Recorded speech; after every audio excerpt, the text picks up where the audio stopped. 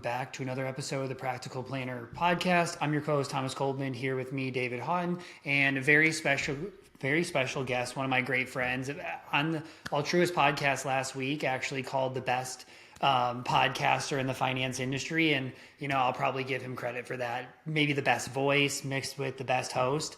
But here with us today is Dasarte Yarnway. Dasarte, what's up, man? I feel like I haven't seen you in a minute. Yeah, it's been a while. First and foremost, thank you so much for having me on the show. I've been listening, and you guys are giving very practical and timely tips to advisors all over the country, and kind words from you, Thomas. I really appreciate that. Yeah, man. Well, I'm just excited to see you here at Future Proof, and I don't know, probably when this comes out a couple weeks.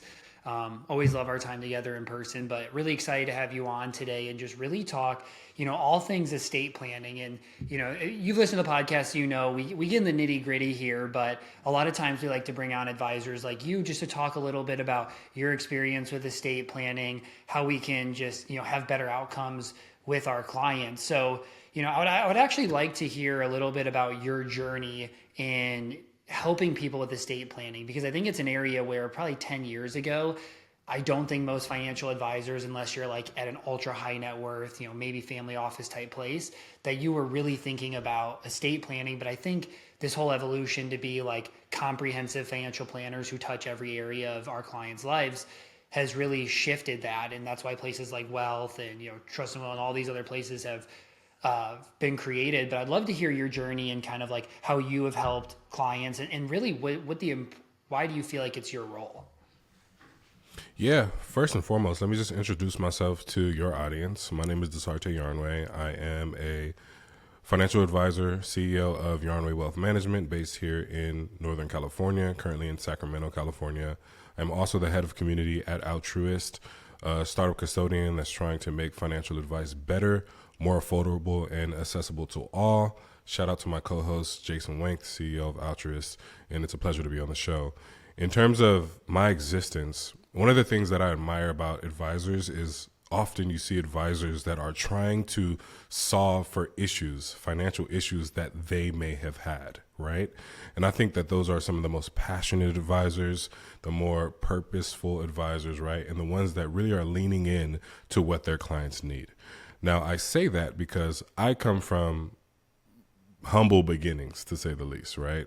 My family is from West Africa, Liberia, a country that's gone through 2 civil wars in a very short time. Unfortunately, I lost my father when I was 12 years old back in 2003. You can do the math if you want to get my age. But he didn't have an estate plan, right? He left my mom with little. 2 young boys, one of which was my cousin that he went to rescue during the Civil War, and me and 5 older sisters to kind of figure it out, right?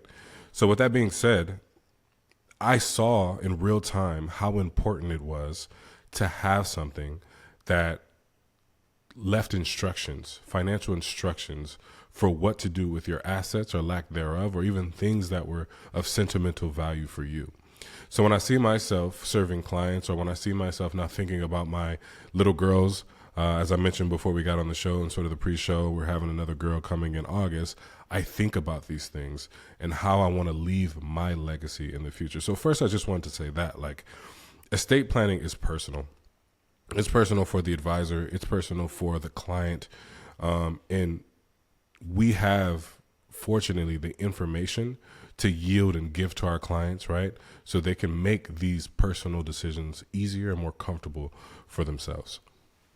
I think that's a perfect segue right into this, right? Like the real life stories that we go through make us better prepared to help others, right? I think sometimes people assume that like if you've never gone through something, you can't help somebody else. And I don't know if that's true, right? I think as advisors, naturally, we're going to help people go through situations that maybe we haven't experienced, but we've experienced helping people go through. But I do agree that like that real life experience might bring a different level of emotion. But, you know, credit me if I'm wrong, but when you talk to your clients, is this a popular story that you bring up with them about estate planning? Just see like, hey, I've lived through this.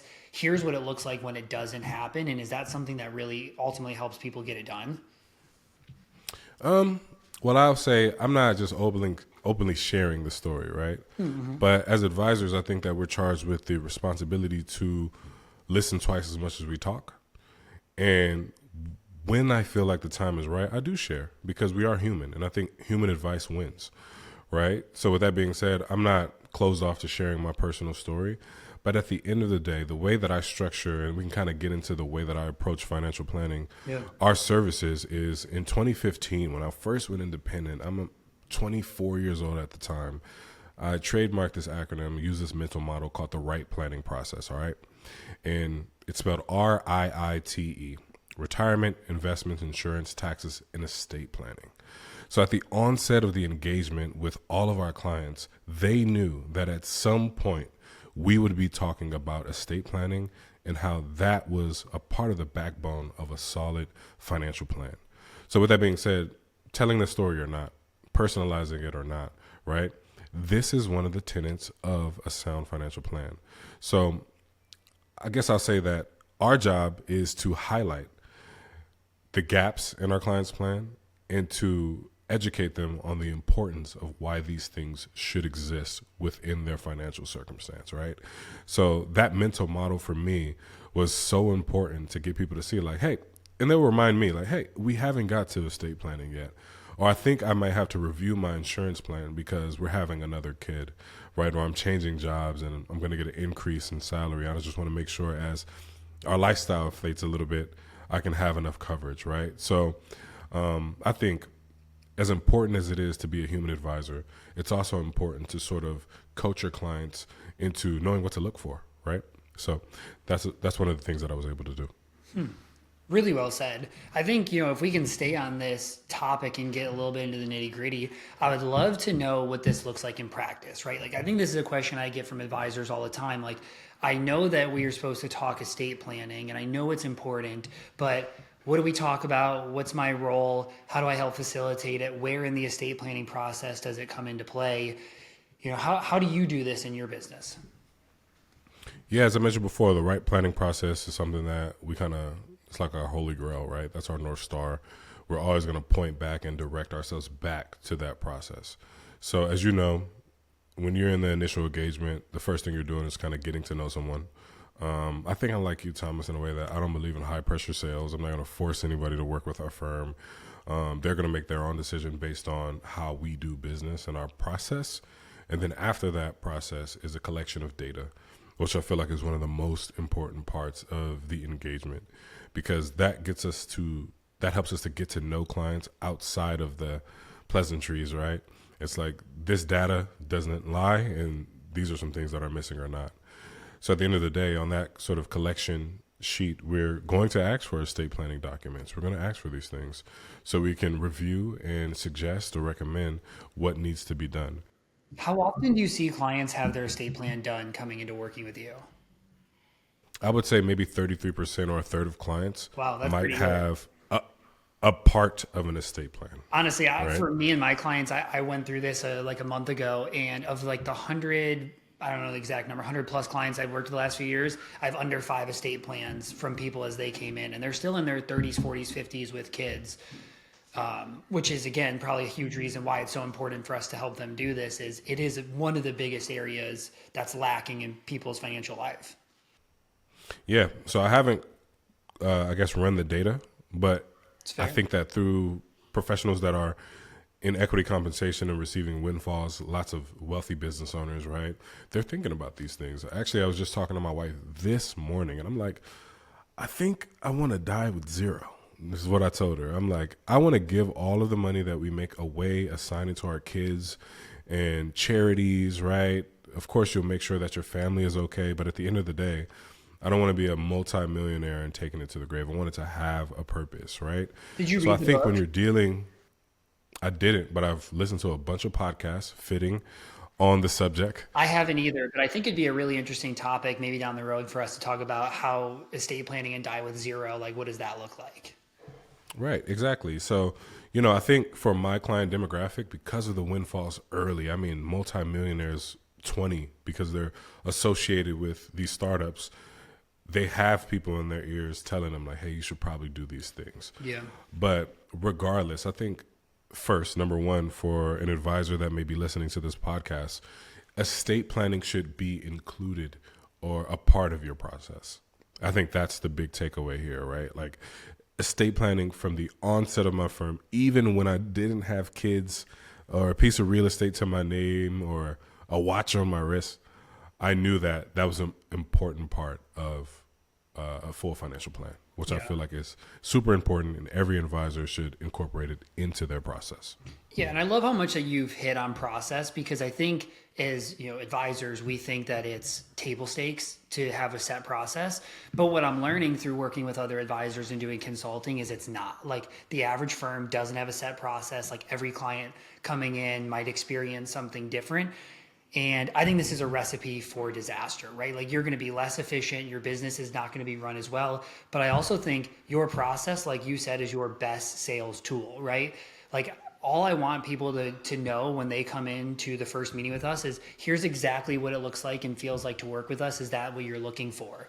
And I think the perfect parallel is to look across like the tax and accounting space, right? Like I'm sure, Dasarte, you see the same thing. The average business owner or person sits down and says, I want tax planning, I want proactive reaching out to me, and then I want somebody to file my taxes.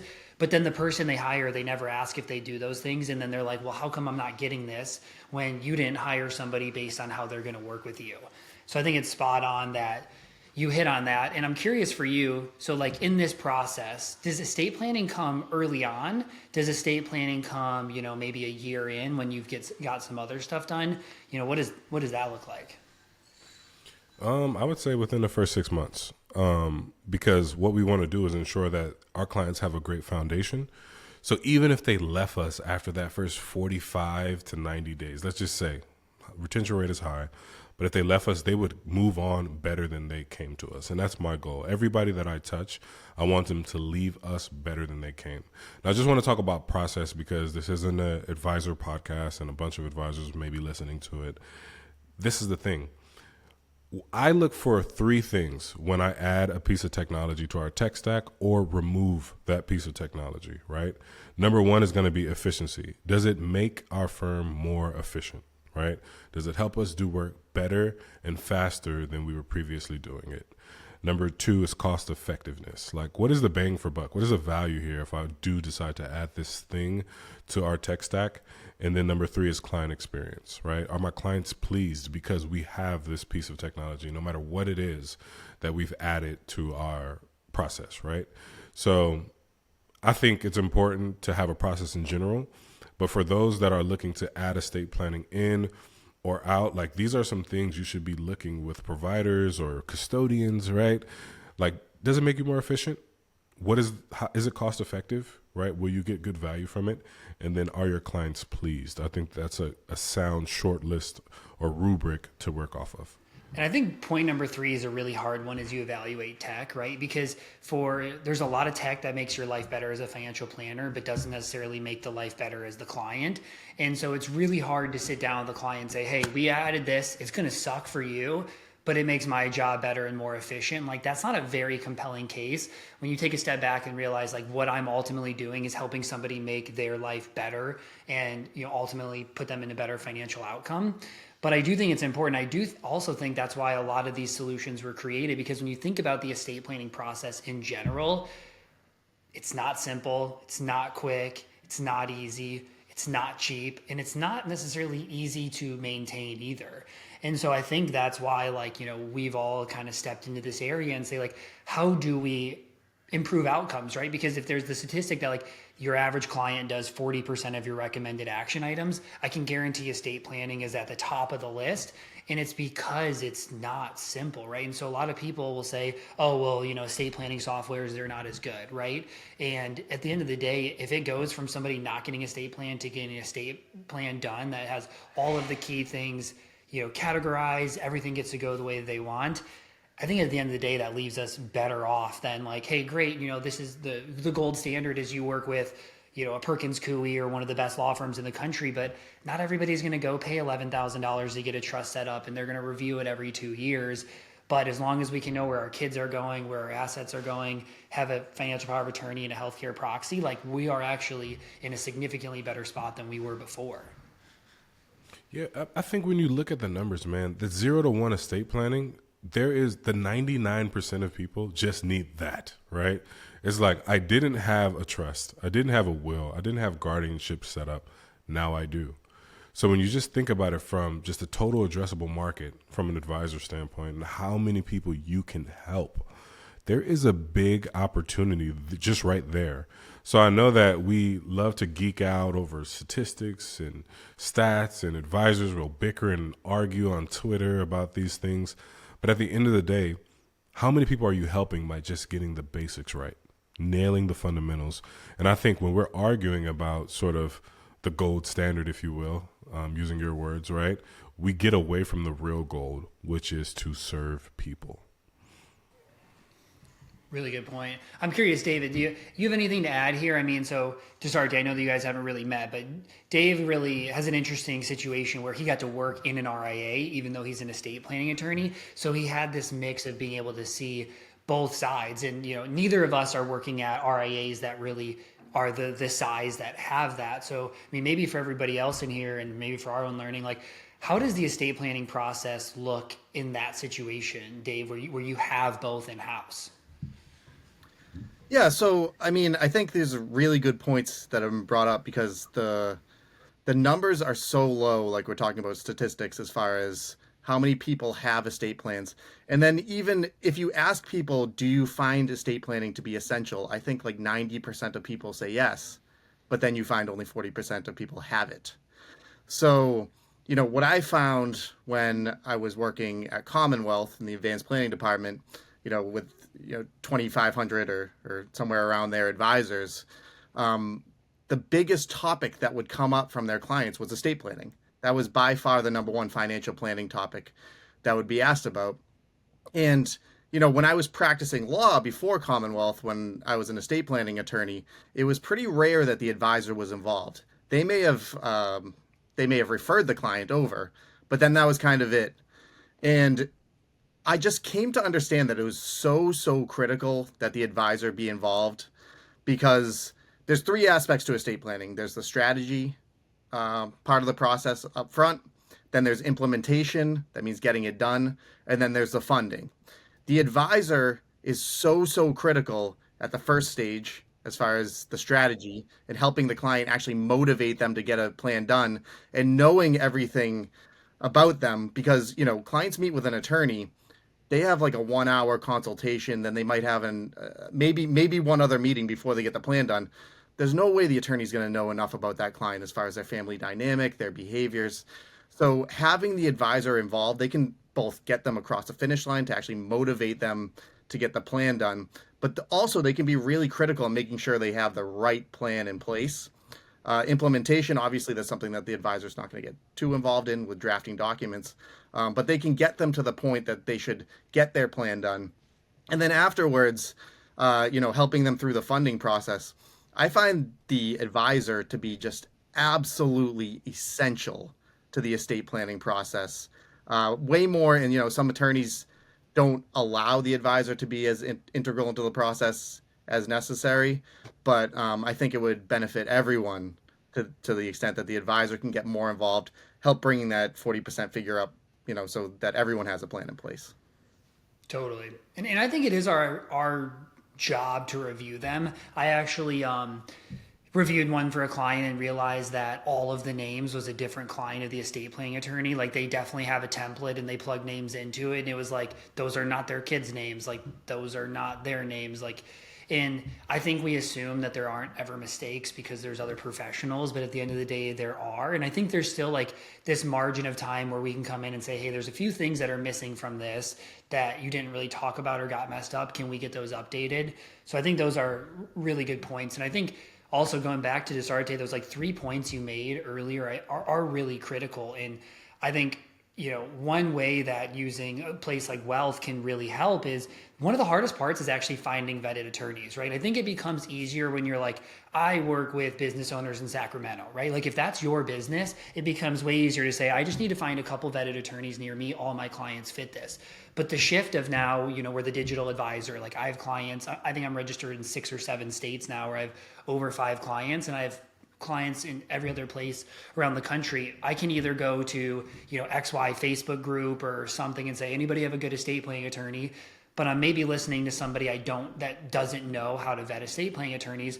Or you can use, a place like Wealth and say, hey, they have vetted attorneys in every single state. So for me, I can have a better outcome with spending less time to find the right person.